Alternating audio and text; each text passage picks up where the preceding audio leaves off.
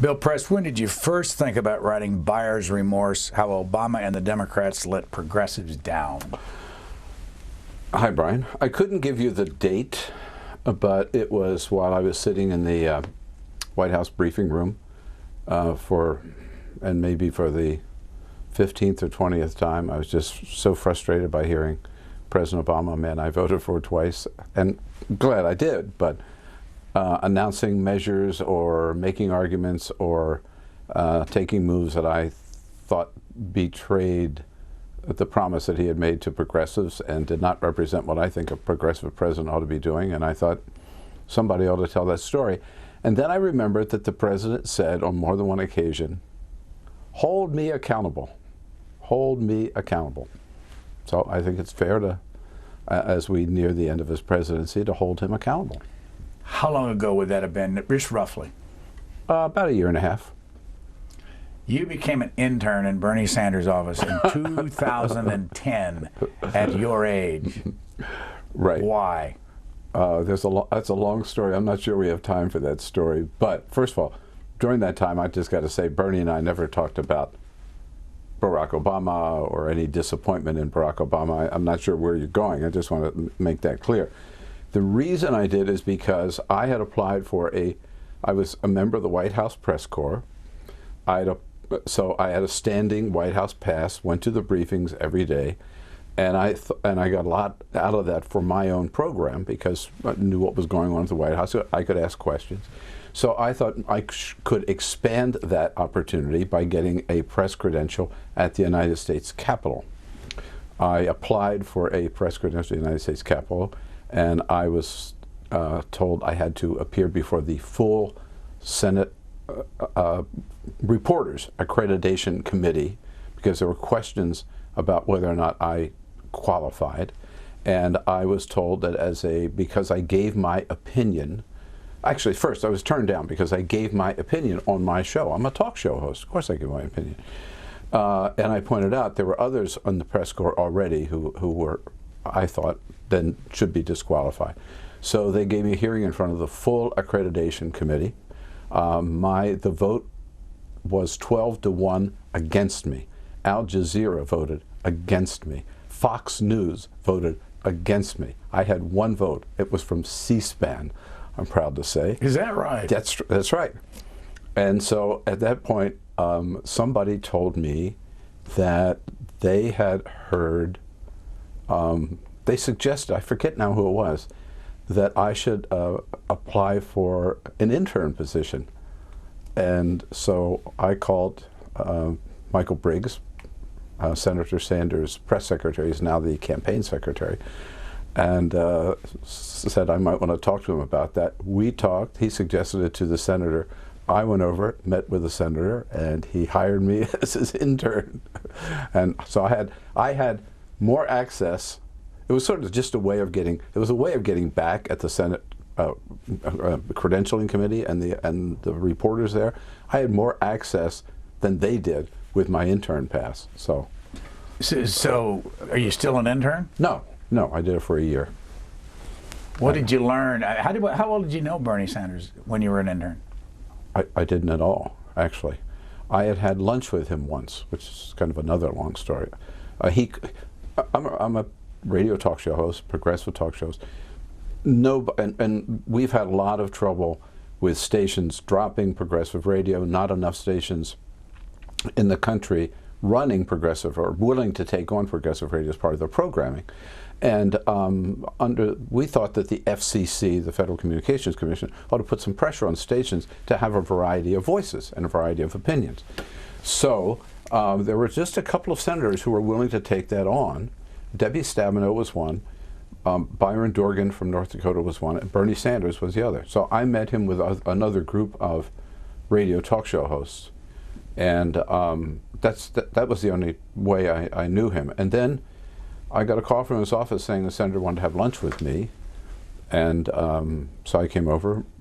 That was the only time first time I'd seen him one-on-one, and we went to lunch in the Senate dining room, which was also very funny because it was the first time Senator Sanders had ever been in the Senate dining room. He doesn't you know, he's not part of that crowd, right? And we went over to the Senate and went in the subway from the Senate office building, and we went up to the floor, whatever floor it was, and we got off the elevator, and Bernie turned to me and said, "Do you know where the dining room is?" I had no idea. Neither did he. And we had to stop and ask a police officer where the dining room was.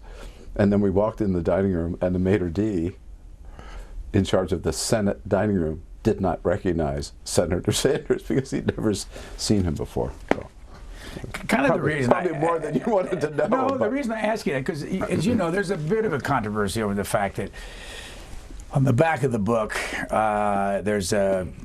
This is all about how progressives don't like Bill Clinton. They don't like Barack Obama.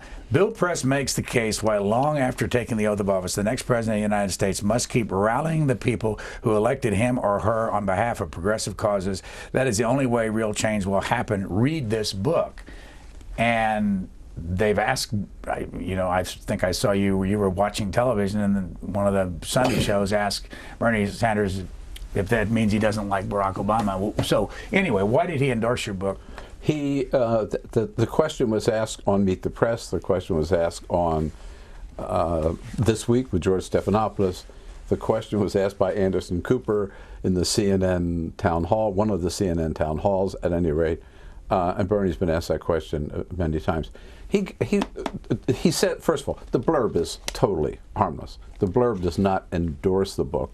The blurb really repeats a point that he makes in every campaign speech, which is twofold. One, we need a political revolution, and that's his phrase, and that political revolution means that the progressives have to really keep the pressure on the next president, whom we hope will be a Democrat and a progressive, Bernie or Hillary, to really stick to the be true to the progressive agenda and follow it through and not compromise it away, and that the president, he says here, has not a duty but a responsibility maybe, or be smart to rally the progressives to keep the pressure on him and to put the pressure on Congress, which is again why I think the timing of this book is very important, because I think we're going through, or we're on the cusp of a progressive revolution. I consider both Bernie Sanders and Hillary Clinton, both of them, progressives.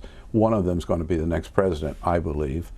And so now it's a good time, I think, to take stock and see, okay, how did this guy do that we thought was a real progressive? How did he do, and what can we learn from that experience as we move to the next administration and maybe get a better delivery? You call President Obama in your book Hamlet-like. Yeah, I like meaning a hard time making a decision on some issues, taking maybe too much time. It's both a blessing and a curse, I think, in the sense, you know, Maureen Dowd had a great phrase, I think, that she says we went from George W. Bush to Barack Obama, we went from mindless certainty to mindful uncertainty. So maybe somewhere in between is where you want to be. But for example, when Syria used chemical weapons, and President Obama had said, you know, we're not going to intervene and we're not going to use military force in Syria, we're not going to send in troops or whatever, unless he uses chemical weapons. That's the red line. He said it. Later, he said he never said it. He said it. I was there. And when they did, then it was just agony. Oh, should we do anything or shouldn't we do anything? And, you know, to be or not to be. And I think that it diminished the power of his decision when he finally, and then he ended up not doing it because we made this deal with the Russians that Syria said they'd get rid of the chemical weapons. It was the same thing when the president was deciding whether or not to send any more troops, the so-called surge, back into Iraq toward the end of the conflict. And it was, I mean, I was sitting every day in the briefing room, and it went from, we're going to do it, we're not going to do it, we're going to send this many or maybe this many, and it just agony of making a decision, you know. Which is why I use the phrase Hamlet-like. Have you endorsed Bernie Sanders? Yes. Okay, let's just go to one thing that Bernie. Nothing against. I mean, seriously, either one of them. I know, I'm but for the, here's my point. Right. Bernie Sanders is saying, yeah, we're going to pay for all of your college education and all that. And where we're going to get the money for this is we're going to tax the rich, tax the 1%. He doesn't say that exclusively. Well, here's though my point. Nobody talks about the fact that the minute he's president of the United States and that he proposes that tax, it's got to go to Kevin Brady's committee, the Ways and Means Committee in the House of Representatives. He's a conservative Republican from Texas who has a tremendous amount of power to move that or not move that. Why would you expect Bernie Sanders to be able to move that when Barack Obama couldn't move it in the same world? Well, I think that has to deal with the revolution. I mean, I think that's what Bernie is saying. If the American people really want change, and I think they do. I mean, I think Bernie Sanders and Donald Trump have both tapped into something very, very real that the political establishment and the media establishment missed. And I know the latest talking point of the Clinton campaign is, oh, well, Bernie's just angry, and you don't get anywhere just by being angry. I mean, I don't think he's angry so much angry as determined, but the American people are angry. They're angry that they've been left out and left behind, and the system is rigged against them, and it's been that way for like 40-some years, and nobody has done anything about it. So I think what Bernie is saying is he recognizes, I mean, he's a realist. He's been in that House for, 16 years, and in the Senate for 7. He recognizes the difficulties, but he thinks that if that's his agenda, and he can rally the American people to turn out and elect people who will go along with him, or to put pressure on the others to say, we've got to right this ship, we can get it done. But Bernie would also raise taxes, which he's honest about, on the middle class to pay for universal health care. How many years have you been in Washington now? Since 1996. So. How many years have you had your daily talk show? 10 years. Where can people listen to it? People can listen to it at on any progressive talk radio station in the country if they're lucky enough to have one. There are only maybe some 50 total left in the entire country. We're there.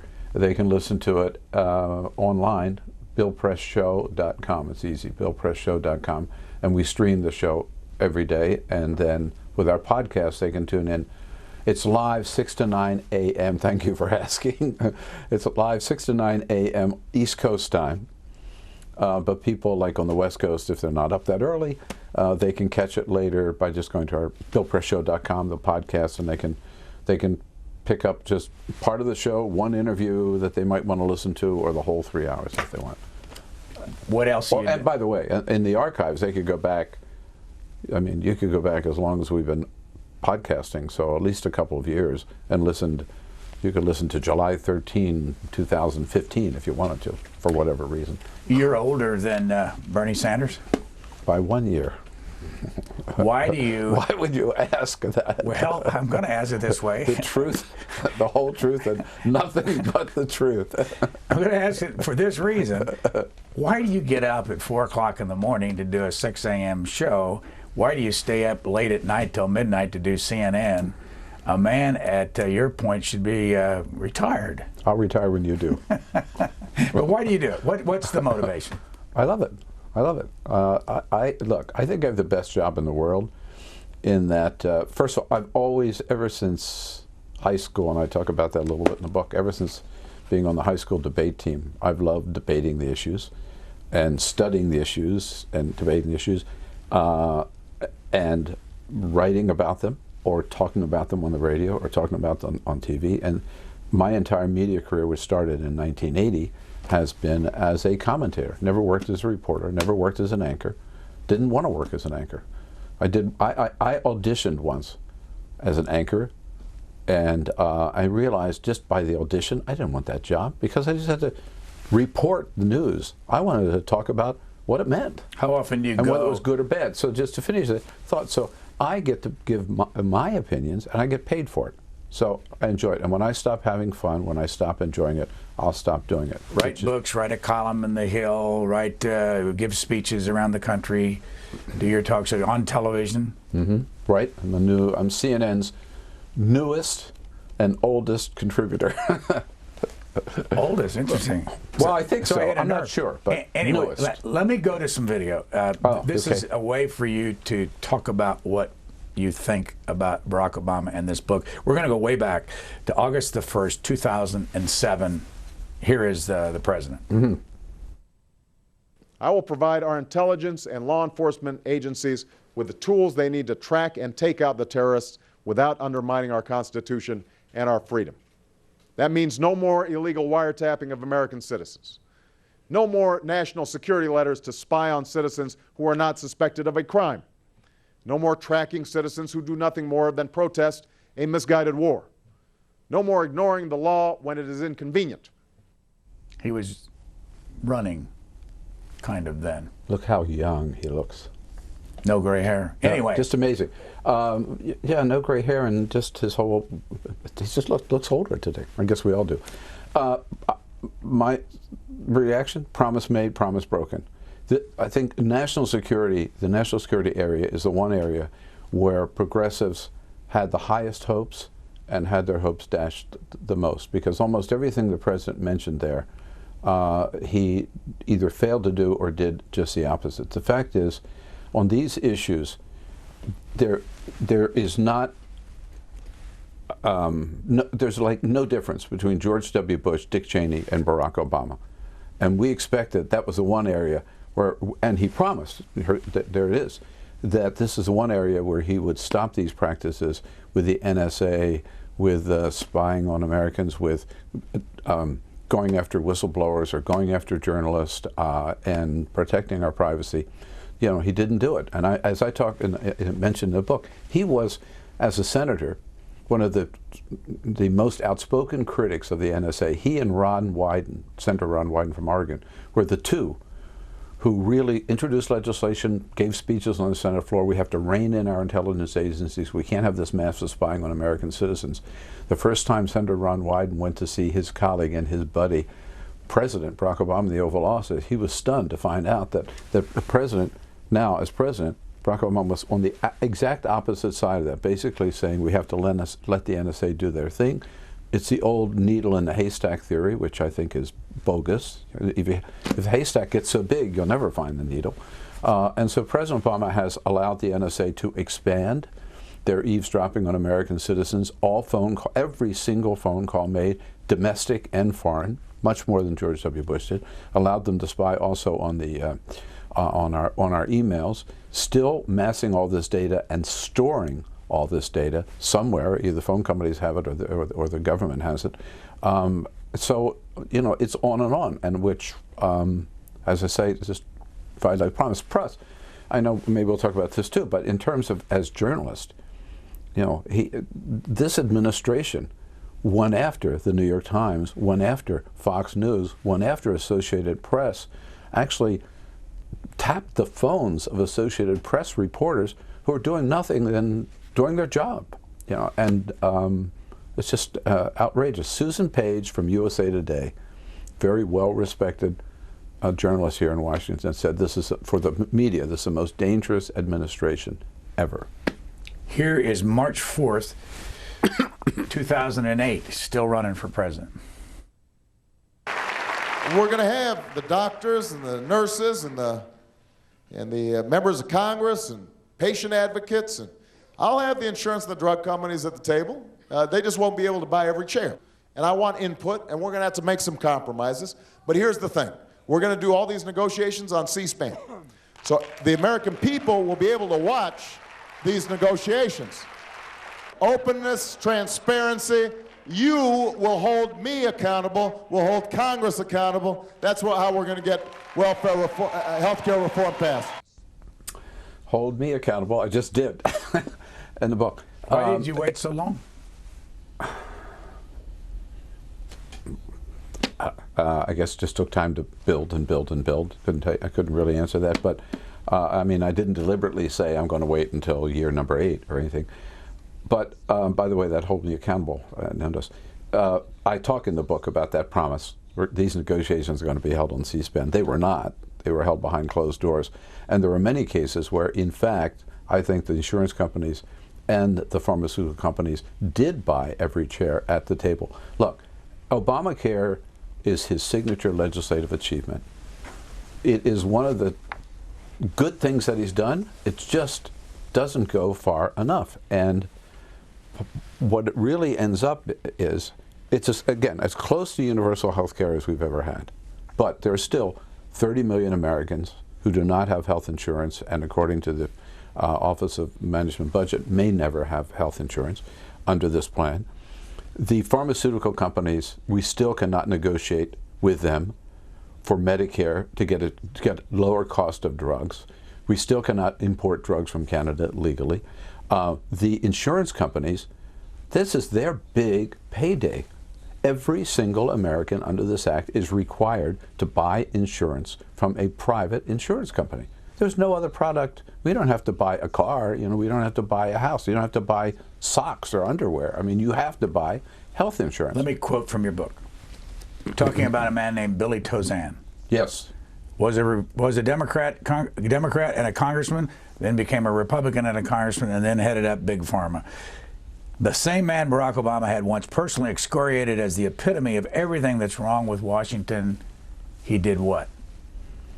He cut a deal with Billy Tauzin that if they did some advertising on behalf of, or maybe didn't oppose Obamacare, that they would let them off the hook in terms of price of drugs. Cut that deal. And so this is basically a Faustian pact that the president made with Billy Tauzin. Here is a short 14-second clip from six. Can I just say one other thing about Obamacare Sure. before we move on? The other thing is, so the president, I think, recognized there was a real problem with this, and that it was making us too dependent on private insurance companies. So he came up with an idea called the public plan option, which is basically Medicare for everybody. And he went around the country, convinced Americans, this was a way we're going to have a public plan option, so you don't have to buy private insurance. You could enroll in Medicare no matter what age, basically. And that would provide competition to the private insurance companies and lower costs. It was necessary for competition, lower costs. And then suddenly he dropped the public plan. Never brought it up for a vote, never brought it to Congress, was not part of the bill. Why? Would you agree if Bernie Sanders were elected president and there was a Republican Congress, he wouldn't be able to do this either? I don't agree with that. I don't. Why I don't not? say. I tell you what. Bernie Sanders would at least have fought for it, and so would Lyndon Johnson, and so would FDR. Barack Obama did not, and that's again one of the faults that I have with him is there are too many cases. He didn't fight and lose. You understand that? He wasn't even willing to fight. I was starting to say earlier, 14-second clip. Yeah. Steve Kroft on 60 Minutes. Let's watch. There are a number of different things that you could do early pertaining to executive orders. Right. One of them is to shut down Guantanamo Bay. Mm-hmm. I have said repeatedly that I intend to close Guantanamo, and I will follow through on that. You say he's had the power to do that all along. Actually, if you remember, that was his first executive order. I don't know now whether it was an executive order, but his first, he announced it was going to be closed in January 2009. He said Guantanamo would be closed within 1 year, January 2010. Wasn't able to do it, did not do it. Now, so then the plan became, well, we'll hold on until we can get the population down below 100, and at that point it won't be, from a monetary point of view, Congress, even this conservative Congress, will not say this is not worth spending any money to keep those few people there, and they'll finally allow prisoners to be brought here to the United States. He hasn't done that yet. If he were to do it, the White House says he can do it because the authorization for Guantanamo originally says that they can keep the prisoners there as long as hostilities remain. Well, who decides as long as hostilities remain? They say the White House does. So the president will be able to say hostilities no longer remain against Al-Qaeda, therefore we can close Guantanamo. If that power exists today, he's had that power since 2008. Never used it. Why not? Again, I think it's a case of the president, in too many cases, was not willing to either make the fight or use the power that he had. There's I come back to the Hamilton-like, almost a reluctance to take full advantage of the powers of the presidency. He also, back in July of 2008, talked to the National Council of La Raza Conference, in which he made this commitment. I don't know about you, but I think it's time for a president who won't walk away from something as important as comprehensive reform just because it becomes politically unpopular. That's the commitment I'm making to you. I marched with you in the streets of Chicago. I fought for you in the Senate, and I will make it a top priority in my first year as President of the United States of America. Immigration. Did he do it? Reform. He's so good at that platform. He's so good, and you can see why he got such strong support. He did not. In fact, for the first, and I have a whole chapter on this, and this is one area that's still an area where he has not delivered. For the first 4 years, nothing on immigration reform, nothing. And the Latino community was really just, they expected a lot more. I mean, it was all Obamacare, all Obamacare, all Obamacare. Nothing about immigration reform. They kept on the pressure, on the pressure, on the pressure. And finally, you know, in the 5th year, then kind of he came up with a plan, wasn't able to get anywhere on it, came up with a couple of executive orders, which now are now being challenged. But he missed the opportunity the first 2 years, certainly when Democrats were in control of Congress. They could have gotten an immigration reform plan. He didn't. He walked away from it for whatever reason. That was not a priority of his, as he said here in the speech. But not only that, he's not only failed to deliver on comprehensive immigration reform, but he has now got the title from the Latino community of deporter-in-chief. As we sit here, as we speak, the ICE, or Department of Homeland Security, is rounding up people, breaking into homes, breaking up families, and deporting people to Mexico. He has deported more people in the last couple of years than George Bush did in 8 years. So, you know, it's promising comprehensive immigration reform, not delivering, and yet having this sort of draconian roundup of people who are here or family members who are here, leaving some here and sending the others back, that has the Latino community very outraged. Does it ever concern you that there are all of these illegals in the United States that we are paying for, and that they have broken the law to get here? And why is it that so-called progressives feel that they ought to stay here and that they ought to eventually become citizens, and so-called conservatives want them out? Well, first of all, as a Californian, I've been dealing with this issue for the last 30 years, either when I was working for Governor Brown, when I was just as a commentator. The first time around. First time around, I should say, right?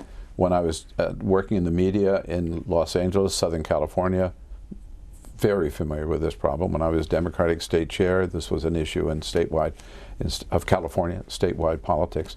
There have been study after study after study, including by the California Business Roundtable, looking at this question, whether or not people who are here illegally cost us more than they contribute.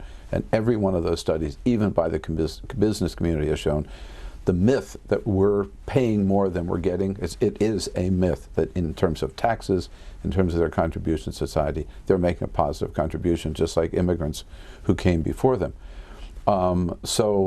And then the other thing is, I think where progressives end up on this issue is where Ronald Reagan ended up on this issue. And at that time, wasn't 1980, I forget exactly what year, but during his 8 years, you know, he put forth a plan. There were 5 million people here illegally. And Ronald Reagan said, these are people, they have families now. They came here legally, yeah. But their families are here, they have jobs, they're paying taxes, they have homes, they're in our schools, some of them are serving in the military.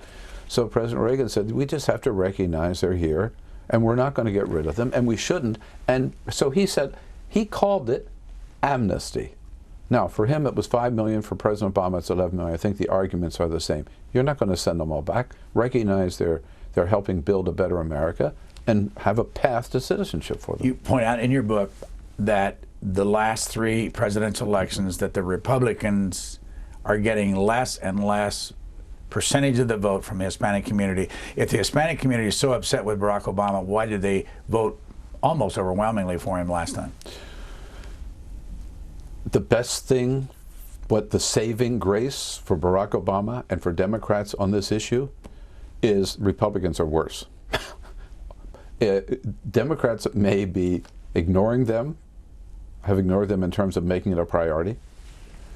President Obama is doing this roundup and deportation. But then you had a Mitt Romney, but the Republicans basically have declared war on the on the immigrant community. Look at Donald Trump, look at Ted Cruz, even Mitt Romney, who talked about self-deportation. To the extent, as you recall, after the 2012 election, in the Republican National Committee's own study, analysis of what went wrong in 2012, they concluded, and that's famous autopsy report, that unless the Republican Party reached out to the Latino community, took the lead in comprehensive immigration reform, they could never win the White House. And yet, here we are, 4 years later, and what are they doing? Same old stuff. I want to take a short break from the Obama clips and then show you, I think it's 4 or 5 talk show hosts in the United States. You got to watch out for those talk show hosts. These are all conservatives. Okay. If you add up the amount of money that these 4 or 5 people make, it's extraordinary. They are very popular. They have the highest rating in the country. And since the beginning of the Obama administration, they have probably never said a good word about this president from the very beginning. I want you to listen to this and tell me, I know you wrote a book about this kind of thing, Toxic Radio, but I want you to tell me what you're hearing here. Mr. President, if you actually believe that global warming is the biggest problem we face, with terror all around the world, an $18 trillion debt, 9 of which is yours, no real allies left that trust us, riots in our streets, riots in our university campuses, race relations worse than I've seen since the 1960s, and a distrust of our fellow Americans unlike anything I've ever seen, you, sir, are either delusional or you're the dumbest son of a bitch on the planet. Millions, a record number of millions on food stamps because of Obama's policies. Millions of Americans have lost their homes because of Obama's policies. Millions of Americans have lost their savings because of Obama's policies. Millions of Americans are losing their pensions because of Obama's policies. Millions of Americans don't know it yet, but they're going to lose their health care thanks to Obama's policies. When's the last time this guy talked about entrepreneurship and free enterprise and private property rights and individual will and free will and self-interest? Never. Government, government, more government. Power, power, more power. And look at our southern border, where I visited last week to see firsthand how bad that crisis really is.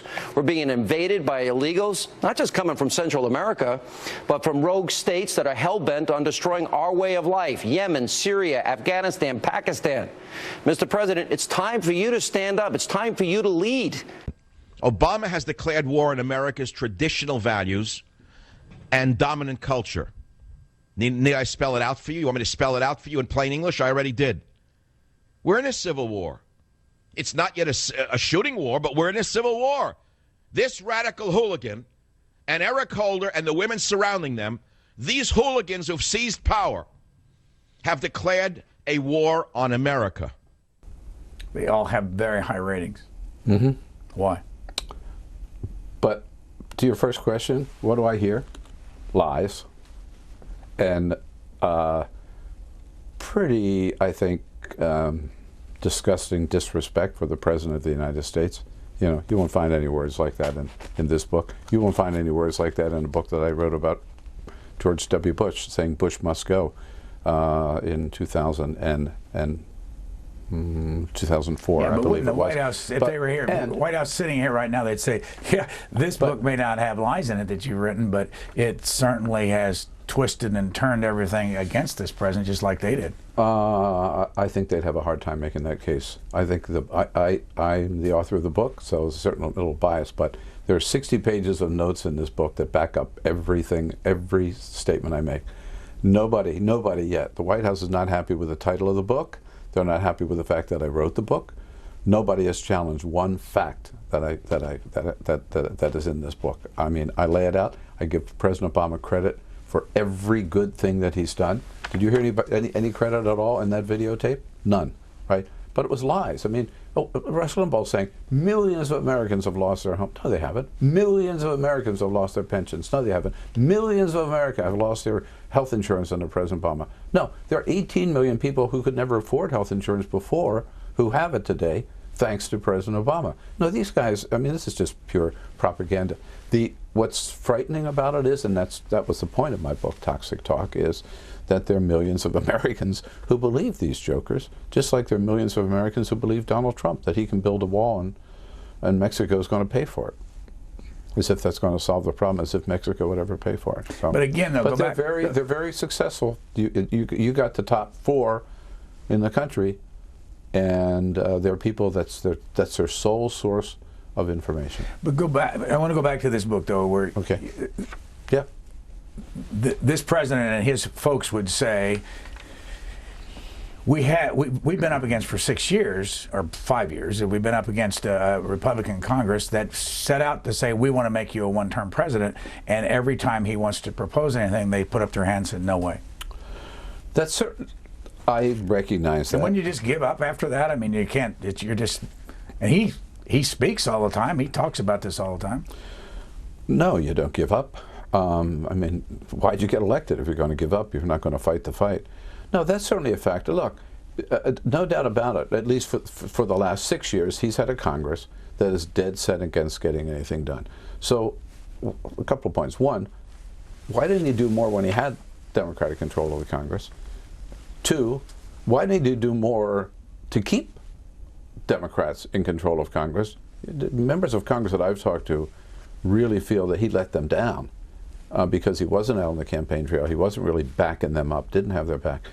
And 3, you know, the president's job is to get things done working with Congress. One of the problems with this the president has had is that he hasn't reached out to Congress. He hasn't made any friends with for most members of Congress. Members of Congress, most of them say they don't have any relationship with him at all. You know, he plays all this golf. He doesn't play golf with members of Congress. He doesn't invite them down like Bill Clinton used to at the White House for movies or dinners or receptions or stuff like that. So there was no reservoir goodwill, even among Democrats. I quote Congresswoman Jackie Spears saying that when the president was trying to get the immigration bill passed. And even not even among Democrats, and certainly not among Republicans. Bill Clinton, it can be done. Bill Clinton got more done when it was the same thing. He lost control of Congress after 2 years. He got more done when Republicans were in control of Congress than he did when Democrats were in control of Congress, because he worked with them. Even Newt Gingrich was Speaker. Bill Clinton got things done. LBJ with the Civil Rights Bill. I mean, they were Democrats maybe against him, but he didn't give up. He broke their arms and got it done. Would you vote for Bill Clinton again, and did you vote for him twice? I did, yes. And he's another one who let us down, I would say, on several issues. Don't ask, don't tell, Bill Clinton. Defense of Marriage Act, Bill Clinton. The repeal of Glass-Steagall, Bill Clinton. The welfare reform, Bill Clinton. 4 bad bills, 4 bad moves. What do you think of Mrs. Clinton? I like Mrs. Clinton. I think she's much more liberal than Bill Clinton. I think she's much more cautious than and maybe more willing to compromise than Bernie Sanders. I think she's a progressive, but she's not as far left as I am or Bernie Sanders is. I don't think she'd be willing to take the country as far as Bernie Sanders, as far as it has to go, and Bernie Sanders would take it. By the way, why do you call yourself a progressive and not a liberal? You know, I'm a liberal. I don't mind calling myself. But why does that happen? And all of a sudden, liberals went to being conservatives. No, it's only happening. Meant to being progressive. Yeah, I mean, kind of. Yeah, in a sense. Don't ask me. I mean, I always gave speeches saying I'm a liberal. I'm proud of being a liberal. It's just that today everybody uses the word progressive, so why fight it? But I'm a liberal. Proud to say it. I think progressives are people who just are afraid of that term because Republicans have made such a deal of it. But I'm not afraid of it. Let's go back to July 17th, 2009, another issue. President Obama is talking about opportunities not just for African Americans, but all Americans. Let's watch. That's why my administration is working so hard not only to create and save jobs in the short term, not only to extend unemployment insurance and help for people who've lost their health care in this crisis, not just to stem the immediate economic wreckage, but to lay a new foundation for growth and prosperity that will put opportunity within the reach of not just African Americans, but all Americans. All Americans, of every race, of every creed, from every region of the country. We want everybody to participate in the American dream. That's what the NAACP is all about. Yeah, I quote that speech in the book. I know. You know, and I'm not the right one to sit here and talk about where President Obama has disappointed the African American community. But those that I've talked to, I reflect in the book, where there was the hope on the part of many leaders that he would be willing to directly address those problems affecting the African American community, especially like unemployment among young black men, particularly like the sentencing of so many young black men in serving long prison sentences for very minor nonviolent drug offenses. And I remember at the briefings, April Ryan from Urban Radio would sometimes raise these issues, and the answer always was, as you see in this answer too, which they found very frustrating, that the president, whenever he talked about those issues, it would always be, but I'm not just doing this for African Americans, right? This is like all Americans, which is hard to argue with, unless you're an African American community that has not had the attention it felt it deserved for a long time, and they finally get the first African American president, and he sort of just lumps them in with everybody else. I would say it's certainly not the area where President Obama has most disappointed people, but I was surprised in talking to African Americans that even they feel let down by their first president. Here on December the 16th, 2012, is the president talking about Newtown. Since I've been president, this is the fourth time we have come together to comfort a grieving community torn apart by mass shootings. Fourth time we've hugged survivors. The fourth time we've consoled the families of victims. We can't tolerate this anymore.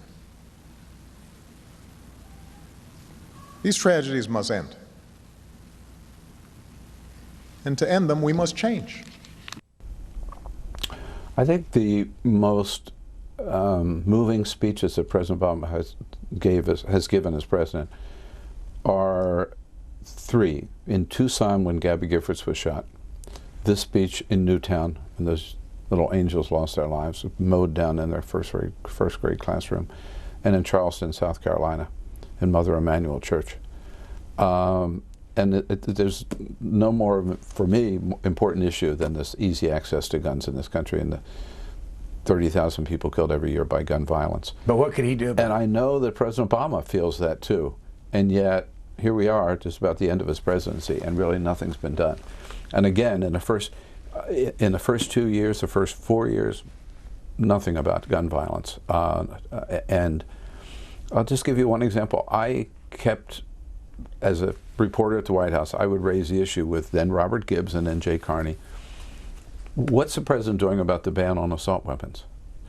Oh, he supports renewing the ban on assault weapons. No, what is he doing? How many members? Who's he talking to in the Congress? What is the legislation? No, he supports. He will sign it, but he wasn't doing anything to work to get it done. Well, what makes you think that he could get anything done if the NRA is very powerful and that the Republicans don't want to move. The NRA is not as powerful as people say it is. It's just. But it's there are 300 300 million guns in the country? Yeah. That's a lot of power in the population. Yeah, the Congress is just cowardly. And again, one of the things the president never did, he never went around and said, look, we're going to get this done. Come back to the Bernie Sanders blurb, rallying the American people. Doris Kearns Goodwin, whom I know you know well, makes a point in her latest book about the bully puppet, how Teddy Roosevelt and also Franklin Roosevelt used it to go out and get the people and really get people not just exercise, but get them to act and get them to demand action. The president never did that. It was always, if Congress passes it, I'll sign it. That, to me, is not leadership on this issue. And I think it's sad, and I know Eric Holder has said the one regret that he had is when he left office, they had not done anything about gun violence. I'm sure when President Obama leaves office, he'll say the same thing. But that's 8 years wasted. 8 years without just the common sense measures that he's proposed, none of them being enacted. Let me ask you some more about Bernie Sanders. When was the first time you knew that he was even thinking about running for the presidency? I had heard buzz or rumors, whatever, around Washington that he might be thinking about it. And so I went to see him in his office, and I said, hey, what do I hear? And he told me he was thinking about it. And this was 2014, but he was only thinking about it in this sense that two things. He had realized that the only way people will seriously take you seriously or take your issues seriously, the issues that and the ones that he cares about, income inequality, we know what the list is now, is if you run for president. You can be a senator, you can yap and give speeches, and it's just another senator. If you're a presidential candidate, there's some aura about that people listen. Number one. Number two, so he thought the progressive issues that he talks about should be front and center in this 2016 presidential primary. And somebody had to do it. And if somebody else did it, fine. But if nobody else did it, he was thinking that he might do it. And of course, the other person at the time, everybody thought, would be Elizabeth Warren. If Elizabeth Warren had run, I'm pretty confident saying Bernie Sanders would never have run. Did he ask your opinion on whether he should run? Not at that time. Did he later? He later. When? How?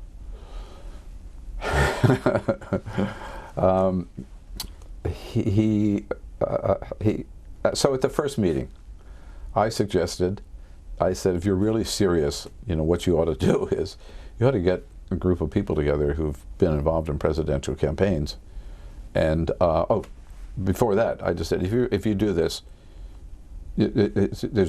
my fear is you're going to run, you're going to be another Ross Perot or another Ralph Nader and take votes away from the Democrat. You're just going to help elect a Republican. He said, I would never do that.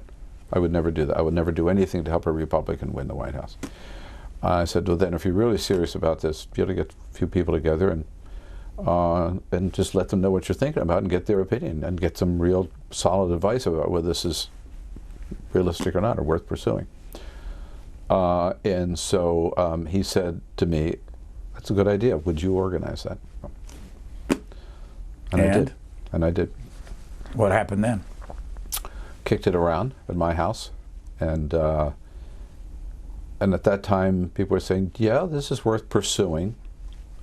And it looked like there was Tad Devine, who is now one of his chief advisors, was there and kind of laid out what he thought could be a plan, the realistic chances were of how much money they might be able to raise, how much it would take, when they'd have to start, kind of a very preliminary sort of strategy. And there was a group of about 10 or 12 political strategists who listened, gave their good advice, and everybody was sort of saying, that was it. This is worth pursuing. It's not crazy. It's obviously a real uphill battle. You're going to be up against the biggest political machine in the country and one of the best and most experienced people in the country, Hillary Clinton, and who knows who else, right? So it's a way, way, way, way long shot, but it's not crazy. How long ago was that? It was probably in, I'd have to say maybe April of 2014. And he announced when? He didn't announce until maybe April or March. I'd have to go back of 2015. And how much more of that did you pursue? How much more did you start to get interested in? Did he ask you at any point that, why don't you come work for me? No, no. The only thing he did, he called me and then at one point and said, that was, so I may be off. I'd have to check. If I had my cell phone, I could look at the photos and tell you. But at one point he said, you know, he called me and he said, I learned a lot at that. That was good. Do you think we could have another meeting like that? And we did. Again at my house. Carol cooked beef stew the first time. It was chicken cacciatore the second time. I thought I'd tell you that before you asked. And if you want to buy Carol's scarves, you can find them on your website. No, yes, she has her own website, carolpressscarves.com. But you can link through your website. at billpressshow.com, right. So we had a second meeting at our house, and then at that time it was much more. By that time, things had moved along, meaning it was pretty clear Elizabeth Warren was not going to run at that time. Bernie was more serious about it. And then it came really down to, okay, if you're going to run, you have to run as a Democrat. Well, actually, the first meeting, everybody said that. If you're going to run, you have to run as a Democrat. Don't even think about running as an independent. Run as a Democrat, otherwise you won't have any support at all. The second time, it was more like, okay, you know, this is not only not crazy, but yeah, you probably ought to do this.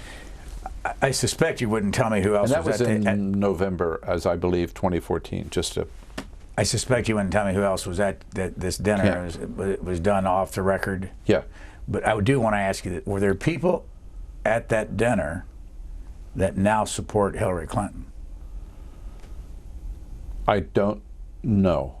Not that I know of, but I don't know. Was there ever a time where you're involved in the process now that you worried that it would interfere with your talk show responsibilities? No, because well, first of all, as a talk show host, I could endorse, I wanted to endorse. I certainly endorsed Barack Obama. And by the way, in 2008, I endorsed Hillary Clinton over Barack Obama. But no, I was just really doing a favor for a friend and getting some people together and giving him an opportunity to make his case. Now, and I wasn't. And by the way, again, the rules were just come and listen, no commitment. You're not, by coming, you're not signing on to the Bernie Sanders campaign. Was he there, by the way, for both those? Oh, yeah. Yeah. And his wife. By the way, you're one of the few talk shows in the United States that unions support. How does that work? I'm proud of that. Are you the only? Well, I'm not being critical. I just wondered if are you the only one that unions talk show hosts that unions support? I don't know that. I know that a lot of them support my program because I'm a lifelong union member. I've been very close to the union leadership. I across the board, for the most part, support their issues. Some unions differed on the Keystone Pipeline. I was against it. Some unions are obviously very much for it. But you know, I'm a union man, and I just reached out to some of the unions asking for their support in helping sponsor the show, and I've been very lucky and very grateful for the support we've had. I don't want to let you go until I ask you about the time when you were on Current TV. Okay. And you had your morning show on Current TV, yes. which was owned mostly by Al Gore and some financiers. Joel Hyatt. Joel Hyatt. Yeah. What was your reaction when Al Gore's group sold that to Al Jazeera from the country of Qatar?